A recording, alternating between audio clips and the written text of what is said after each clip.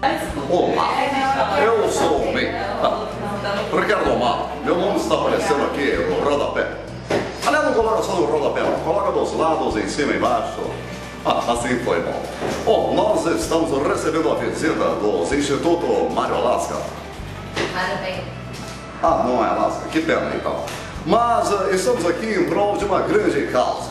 Sim, o teste para você perceber antes que o mal seja inevitável acerca do câncer de mama. Sim, nós incentivamos o autoexame de mama.